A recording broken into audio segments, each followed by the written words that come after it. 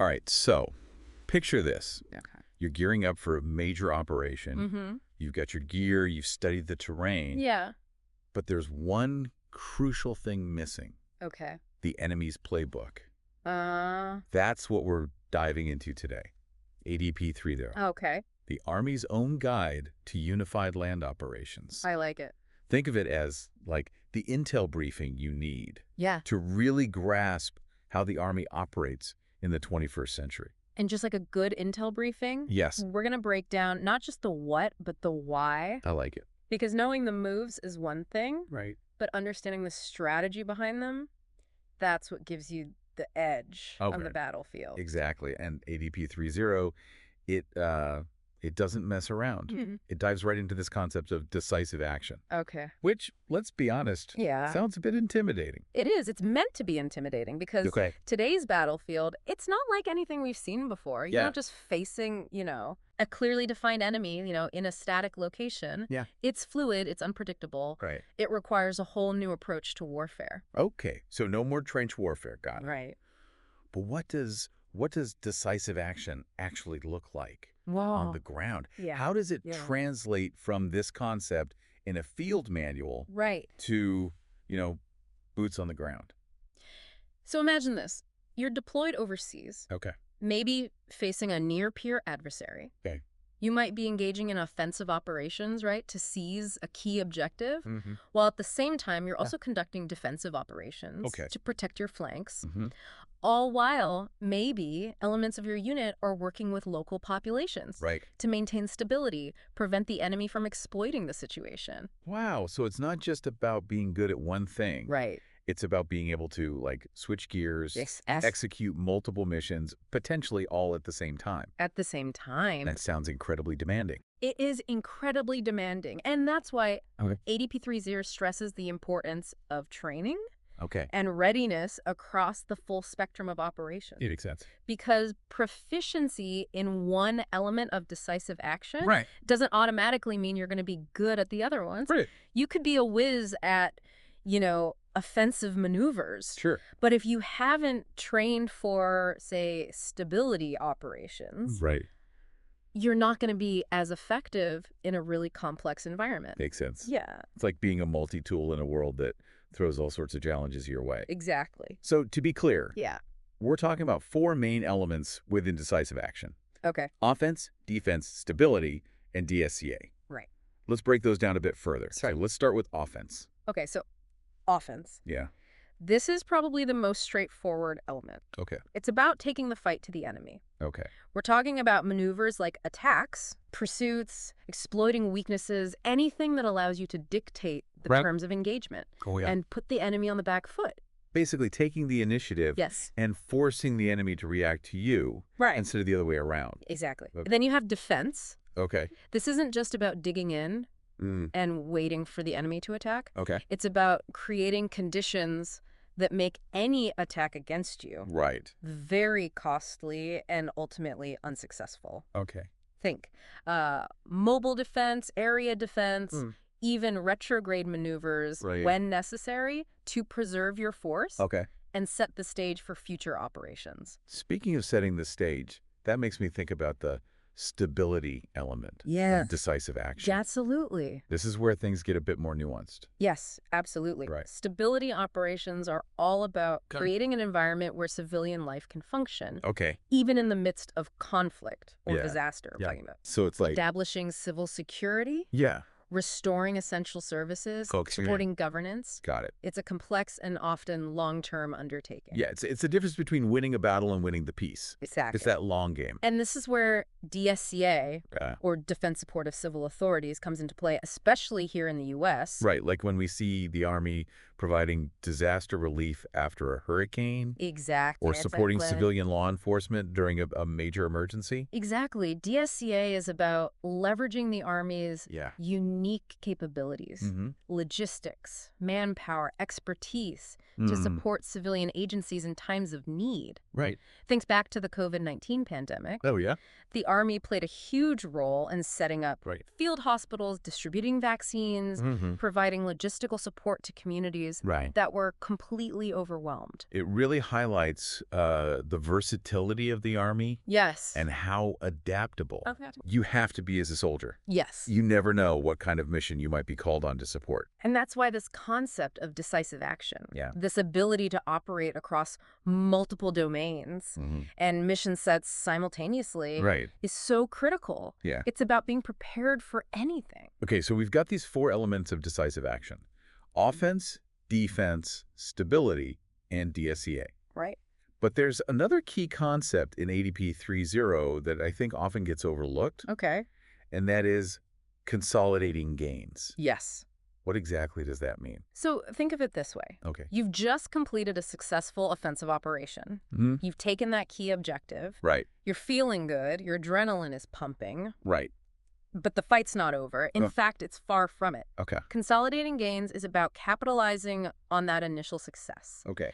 and taking decisive steps to make it stick. Okay, so it's about making sure During, the enemy can't regroup. Yeah. That the situation doesn't unravel, right, you're setting stage and that you're setting the stage for long-term stability. stability and security. So it's not just about winning that initial engagement. right, It's about winning the peace, preventing future conflict, exactly. and ultimately achieving your strategic objectives. It's the difference between a tactical victory Right. and a strategic one. So we've covered the what of decisive action, Okay. the different elements and how they work together. Right. But ADP 3.0 also goes deep on the how, Yeah. the principles and tenets that guide unified land operations. It does. So let's unpack those and see how they translate from theory to reality Okay. for someone on the ground. Let's do it. Think of principles as like the bedrock, Okay. the non-negotiables Right. that guide every decision, every action in unified land operations. Okay. And then you've got the tenets, Okay. which are more like aspirational qualities, things you strive for Yeah. to make sure that your operations are as effective as possible. Okay, so principles are the must-haves, Yes. and tenets are the nice-to-haves. In a way, yes. Okay. But don't mistake, like, nice to have Right. for optional, right? Right. These tenets are what elevate a good operation Right. to a great one. Got it. They're what give you that decisive edge Right. on the modern battlefield. Got it. They're force multipliers. Yes. So let's start with the principles then. Okay, The non-negotiables. let's do it. ADP 3.0 lists 6. Okay. What's the first one? So the cornerstone of it all is mission command. Okay. And you'll hear this term That. thrown around a lot in the Army, Right. but it's more than just a buzzword, okay? It's a fundamental shift Mm. in how we think about leadership and decision-making Okay. on the battlefield. We're talking about empowering those closest to the action to make decisions, Yes, right? Not waiting for orders from on high exactly. when seconds count. Precisely. Yeah. Imagine you're a squad leader. Okay. They're on patrol, Mm-hmm. and you encounter an unexpected enemy position. Okay. Now, in the old days, Right. you would radio up, wait for orders, Right. hope the situation hadn't changed by the time they came through. Right. Mission command, though, flips that script. Okay. It says, we've trained you, right? Right. We trust your judgment. Yeah. Make the call that needs to be made. That's a lot of responsibility. It is. What if you make the wrong call? Well, that's a risk Right. that you always take in war. Of course. Yeah. But the reality is, the person on the ground Right. often has a far better understanding of the situation than someone, miles away Right. looking at a map. Right. Mission command recognizes that Okay. and accepts a certain level of calculated risk, Right. to achieve that greater agility, that greater responsiveness. So it's about finding that balance Yes. between control and trust. Exactly. And that trust goes both ways, right? Yeah. Subordinates need to be confident Right. in their ability to make those decisions. Right. And the leaders need to trust Right. that those decisions will be informed Right. by the training and experience. It's a two-way street. It is. So that's mission command. Yes. What's the next principle we need to kind of wrap our heads around? Okay.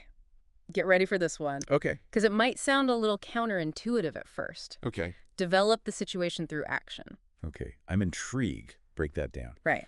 Are we talking about going in guns blazing Okay. and just figuring it out as we go? Not quite. Okay. Although there are times when a Right. show of force can be a very valuable intelligence gathering tool. Right. The idea here is that sometimes you can't wait for perfect intel. You have to act, Right. even with incomplete information, Okay. to force the enemy's hand. make them react, reveal their intentions. So you're turning the tables on them. Yes. You're making them... You're seizing the initiative. Yeah, you're seizing the initiative, okay? Think of it like this. Okay. You're playing poker. Oh. You're not quite sure what hand your opponent is holding. Right. Do you sit back and wait for them to make a move? Right. Or do you maybe place a strategic bet? Right. Okay. See how they react. Yeah. Use that information to your advantage. High-stakes poker, military edition. That's a great way to put it. I like it. And just like in poker, Yeah. you got to be able to read your opponent, right? Right. Anticipate their moves. Right. Adjust your strategy accordingly. Okay.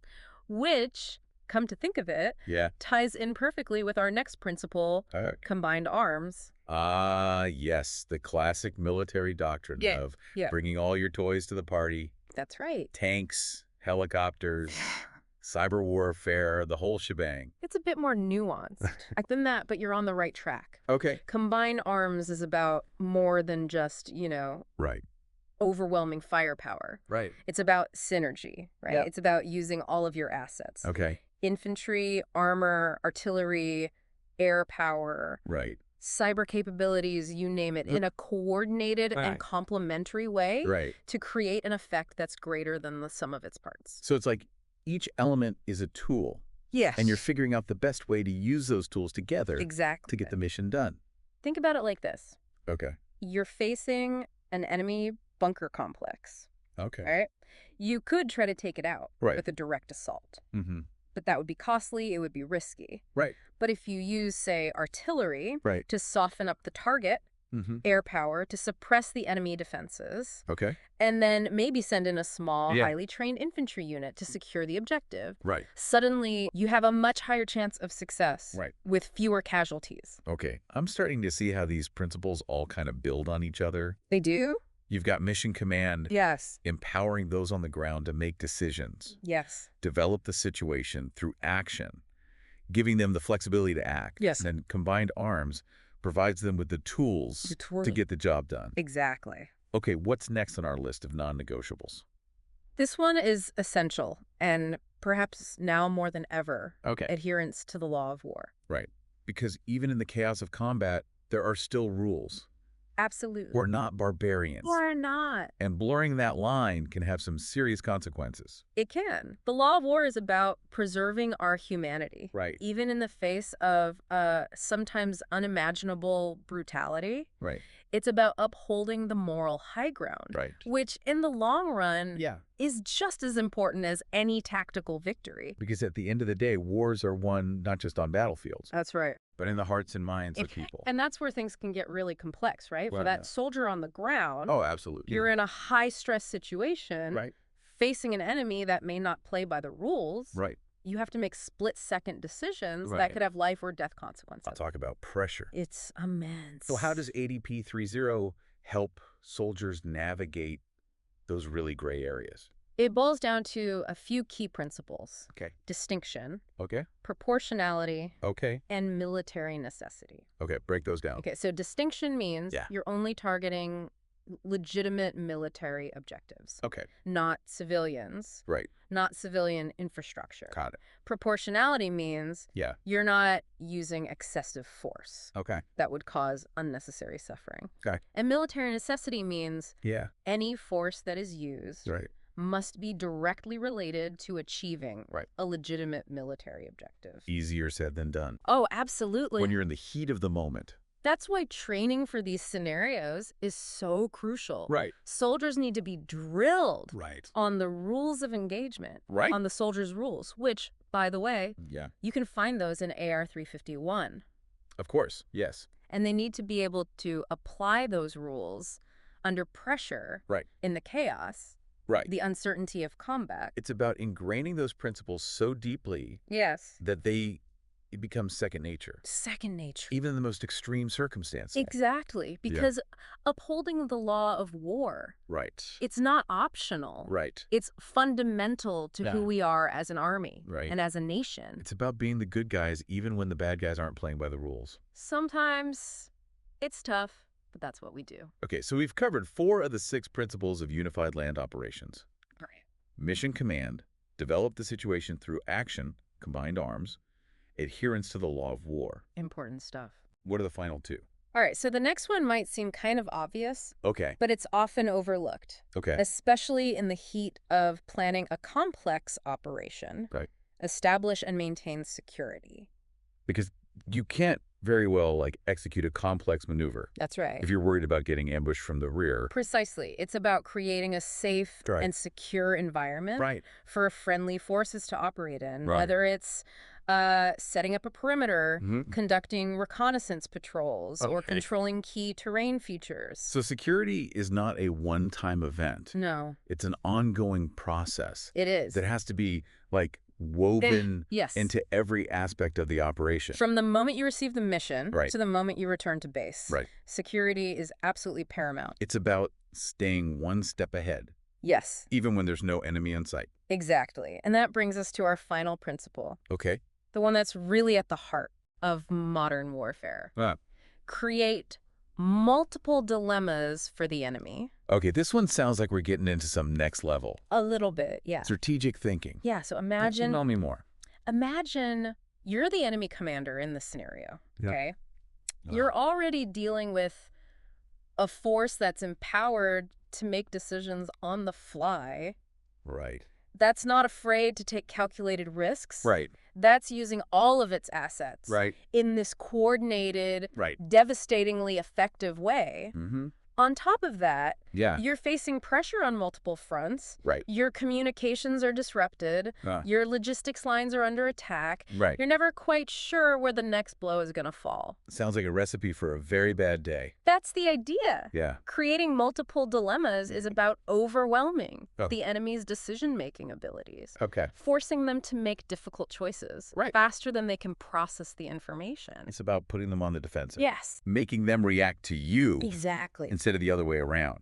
You're dictating the terms of the fight and ultimately breaking their will to resist. Okay, so we've covered the 6 principles of unified land operations. We have. The non-negotiables that guide every decision and action on the battlefield. That's right.